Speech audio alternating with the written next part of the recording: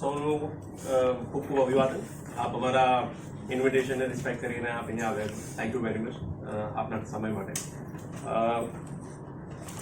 મારી સાથે ડાયસ પર મારી ટીમ છે. અમે લોકો ફાઉન્ડર્સ ચાર મેમ્બરની ટીમ છે.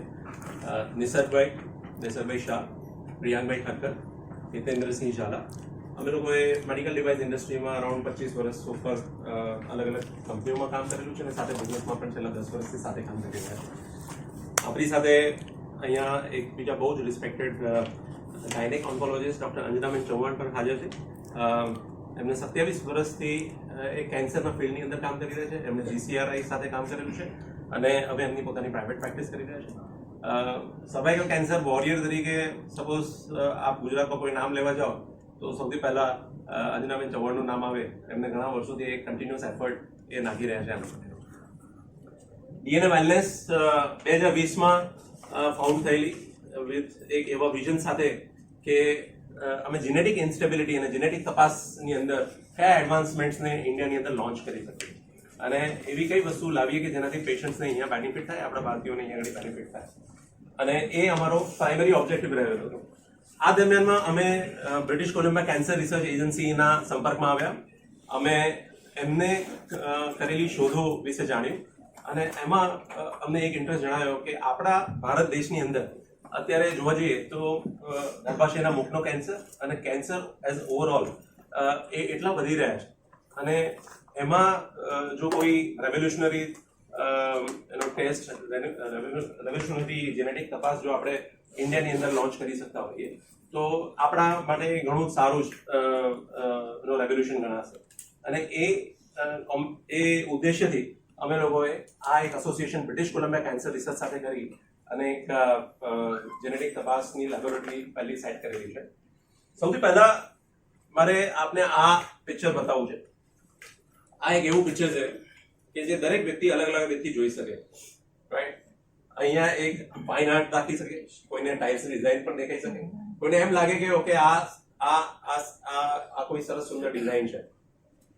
એકચ્યુઅલી આ એવા પેશન્ટની સ્લાઇડ છે જેમને કેન્સર થયેલું છે અને આ પેશન્ટ્સ જ્યારે એવા સ્ટેજમાં ડિટેક્ટ થયેલા છે કે જે કદાચ 2 થી 3 વર્ષથી વધારે એ જીવી નહીં શકે હોય.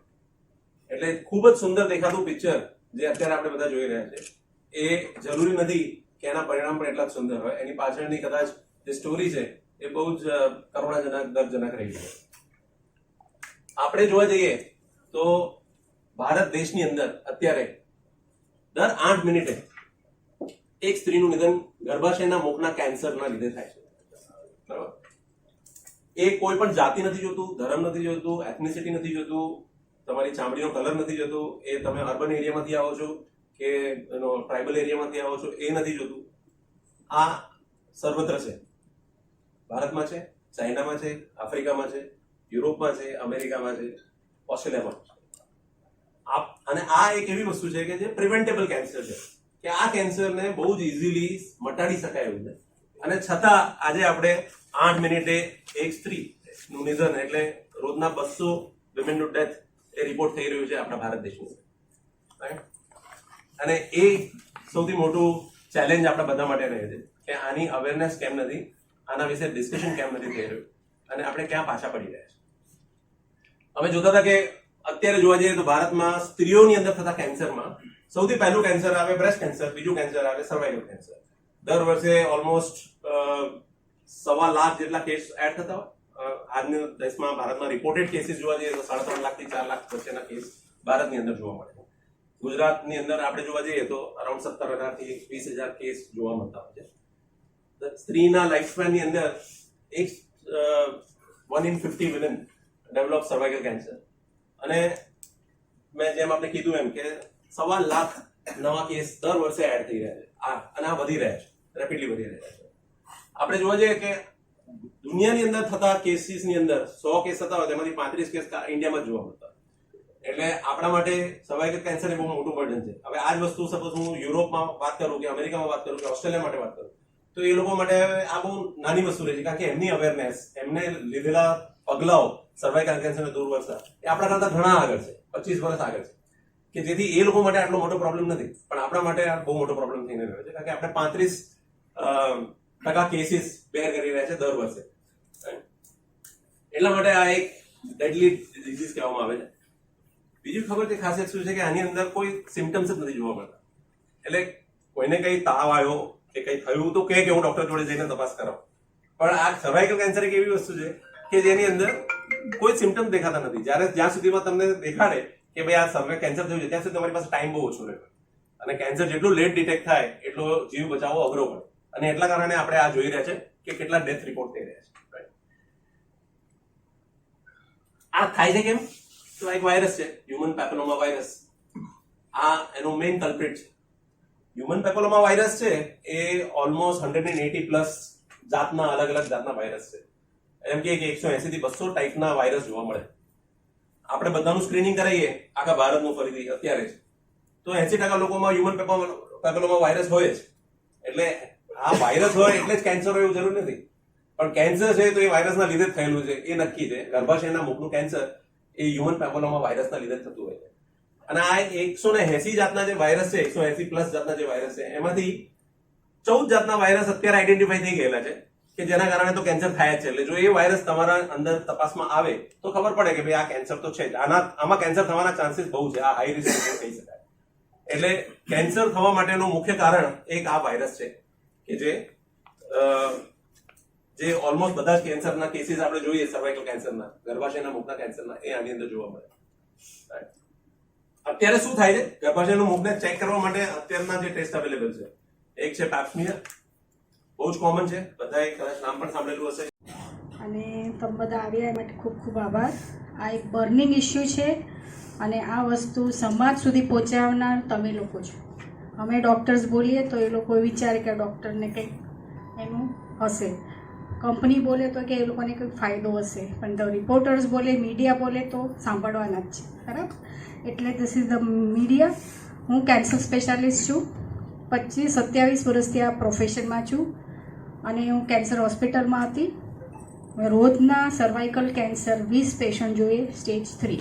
સ્ટેજ 3 એટલે મટવાના ખાલી 10% છે, બરાબર? આ કેન્સરની શરૂઆત જેમ પ્રતિકભાઈએ કીધું વાયરસથી થાય છે. ઇન્ફેક્શન નાની ઉંમરે થાય, 20 વર્ષે, અને કેન્સર 45 વર્ષે થાય. બેનને કોઈ તકલીફ ના હોય તો બેન આવે 45 વર્ષે ત્યારે 3જા સ્ટેજનું કેન્સર છે. કેન્સરનું ઓપરેશન ખાલી શક્ય ફર્સ્ટ સ્ટેજમાં જ હોય છે. આ બધા ટેસ્ટ છે પ્રિવેન્શન માટે છે, એટલે કેન્સર થવા પહેલાંનું નિદાન. ફર્સ્ટ સ્ટેજમાં જ ઓપરેશન થઈ શકે છે. 3જા સ્ટેજમાં આવવું એટલે ખાલી શેક અને કીમોથેરાપી આપવો. 45 વર્ષે એક બેનને ગુમાવવો કેવડું મોટું સોશિયલ પ્રોબ્લેમ છે, કારણ કે 45 વર્ષે માં એક ડૉક્ટર, એક લોયર, એક પોલીસ ઓફિસર બધા એના કેરિયરમાં 20 વર્ષથી મહેનત કરીને એક લેવલ ઉપર આવ્યા હોય, અને ત્યારે કેન્સર ડિટેક્ટ થાય તો આખું ડિસ્ટર્બ થઈ જાય. ફેમિલીમાં નાના બાળકો હોય અને એલ્ડર્સ હોય, 2 જનરેશનને હોય, અને એ ટાઈમે વિમેનનું ડેથ થવું તો આખું સોશિયલ ઇમ્બેલેન્સ થાય. એનું તો આપણે કેલ્ક્યુલેશન જ નથી કરતા. આંકડા જોઈએ કે 200 વિમેન મરે છે, પણ આખા ઘરની વાત શું? એના લીધે એક બેન જે 20 વર્ષથી પ્રિન્સિપલ બની છે તો એ પ્રિન્સિપલ ગુમાવીએ છીએ. સ્કૂલમાં એનું ઇફેક્ટ થાય છે, એટલે એની રિપલ ઇફેક્ટ કહેવાય છે આ બધી વસ્તુ. અને એના માટે જ સર્વાઇકલ કેન્સરનું પ્રિવેન્શન બહુ જ જરૂરી છે. અને detection, early detection is a cure. આ એક એવું કેન્સર છે જે કેન્સર થતાં પહેલાં નિદાન કરીએ છીએ 0 સ્ટેજમાં, અને જો એમાં ટ્રીટમેન્ટ કરવામાં આવે તો 100% ક્યોર છે. 100%. આપણે કોરોના વખતે બધાએ પ્રિવેન્શન કર્યું, ઘરમાં બેસી રહ્યા, માસ્ક પહેર્યું, સેનિટાઇઝેશન કર્યું. તો સર્વાઇકલ કેન્સર એવી વસ્તુ છે કે પ્રિવેન્શન ઇઝ અ ક્યોર. અને વી શુડ બધે યુએસમાં, અમેરિકામાં, ઓસ્ટ્રેલિયામાં ત્યાં ગવર્મેન્ટ ઓર્ગેનાઇઝ સ્ક્રીનિંગ સિસ્ટમ છે. એનામાં એટલા માટે એટલે એવરી વિમેન ઇઝ સ્ક્રીન. બધી વિમેનને દર વર્ષે ગવર્મેન્ટ તરફથી કોલ આવે, સ્ક્રીનિંગ થાય છે. એટલે યુએસમાં ગર્ભાશયનું કેન્સર જે ફર્સ્ટ હતું એ 9th પોઝિશન ઉપર આવ્યું છે. એટલું સ્ક્રીનિંગ છેલ્લા 50 વર્ષથી થાય છે. ઓસ્ટ્રેલિયામાં આ કેન્સર નાબૂદના લીધે છે.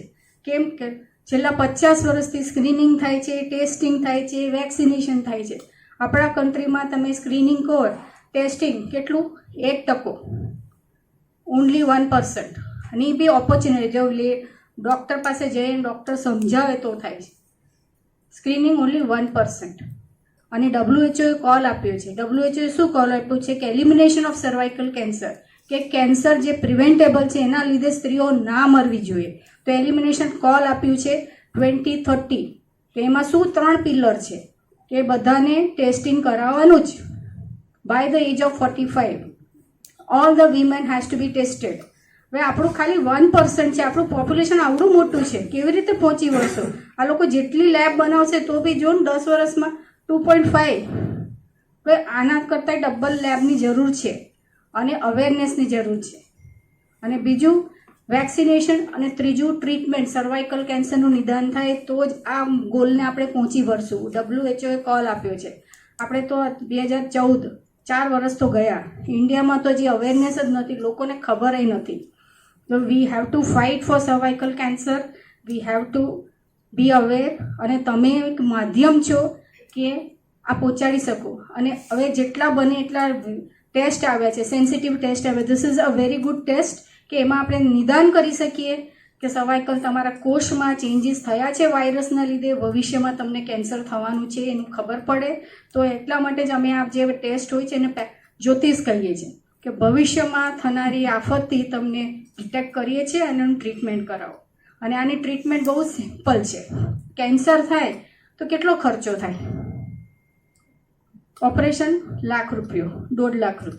ઓકે, મહાયોજના હોય પણ ગવર્મેન્ટ તો પે કરે છે. તમે તમારા ખિસ્સામાંથી કરો તો ₹1.5 લાખ. પછી શેક અને કિમોથેરાપી તો ₹2 લાખ, ₹5 લાખ. હવે એક બેનને કેન્સર થયું તેની જોડે એનો હસબન્ડ, એના છોકરાઓ બધા એની પાછળ. હસબન્ડ એના જોબમાંથી લીવ લે, રોજ આવે જ આવે, ઘરનું ખાવાનું, જમવાનું, આ બધું કેલ્ક્યુલેટ કરી, મેં બધું કેલ્ક્યુલેટ કરી રાખ્યું છે. તો એક પેશન્ટની પાછળ 20 લાખનો ખર્ચો થાય છે 10 વર્ષમાં. 20 થી 25 લાખનો ખર્ચો. આવવા જવાનું, ગવર્મેન્ટ તમને ફ્રી ટ્રીટમેન્ટ આપે, પણ આવવા જવાનું તો થોડું આપે છે ભાડું, પેટ્રોલ ખર્ચો, આ બધું તમે જો 20 લાખ. હવે તમે 10 એક જ પેશન્ટનું મેં ગણ્યું તો મારો આંકડો મને તો બોલતા જ નથી આવડતું કે 100 પેશન્ટ એટલે તમે વિચારો 20 લાખનું કેટલું થાય. તો એક સામાન્ય ટેસ્ટ કરાવો, આ ટેસ્ટથી તમારી જિંદગી બદલે. અને આ ટેસ્ટ દર 2 વર્ષે 5 વર્ષે કરાવો.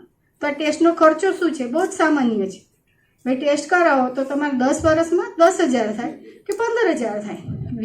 20 લાખ ક્યાં અને 15,000 ક્યાં? તો આ બધું અવેરનેસ જરૂર છે. અને પૈસાનું વાત આવે ને તો બધા આપણા દેશમાં જ માનસિક છે, હેલ્થ માટે કોઈ પૈસા નથી ખર્ચવા. હેલ્થ આવે એટલે બધાને મફત જોઈએ, ડૉક્ટરો બધા સેવા કરે, બધા કંપનીઓવાળા સેવા કરે, એવી એક મેન્ટાલિટી હોય છે. પણ એક સિમ્પલ ટેસ્ટ કરવાથી તમારી જિંદગી બચી શકે છે. તો આટલું મારું મેસેજ છે કે તમારે આમ જનતામાં પહોંચાડવાનું છે કે હેલ્થ ઇઝ પ્રાયોરિટી. કોરોના પછી લોકોને થોડું અવેરનેસ આવ્યું છે કે હેલ્થ માટે, પણ હેલ્થ ઇઝ પ્રાયોરિટી. અને એક સાદો ટેસ્ટ કરવાથી તમે કેન્સરથી બચી શકો છો અને ભવિષ્યમાં કેન્સરથી રોકી શકો છો. એટલે this is my what advice, કે this is my message to you all. Thank you. હું એક નાનો સમરી વિડીયો છે એ પ્લે કરું છું. Today, 200 women lose their lives to cervical cancer in our country. India alone accounts for 35% of global cases, making it the second most common cancer among women in the country. Each year, nearly 120,000 new cases are reported, with around 80,000 deaths due to cervical cancer in India. The primary culprit? The human papilloma virus, or HPV, a virus that often shows no symptoms until it's too late, leading to high death rates due to late detection. Current screening methods such as Pap smear and LBC-PAP offer very low accuracy, leaving many women undiagnosed. While the HPV DNA test can detect the virus, it does not confirm the presence of cancer, leaving women at risk. Leaders like Nirmala Sitharaman and Sudha Murthy are also speaking about the fight against cervical cancer. But there's a breakthrough on the horizon. Introducing SurveySure, the DNA ploidy test. Research from the British Columbia Cancer Agency in Canada shows that SurveySure can detect cervical cancer with high accuracy and at a very early stage, potentially saving lives for many women worldwide. This research has been included in the European Society of Analytical Cellular Pathology and Cancer Cytopathology of the American Cancer Society. SurveySure is the most accurate and advanced method for early detection of cervical cancer. Our patent technology utilizes AI-based software that compares over 50 million patients' data points to detect cancer with unparalleled precision. SurveySure is painless, accurate, and can detect cervical cancer up to 2 years earlier than the current methods, potentially saving many lives. Choose SurveySure, the most reliable test for early cervical cancer detection, because every woman deserves a chance to defeat this deadly disease and survive.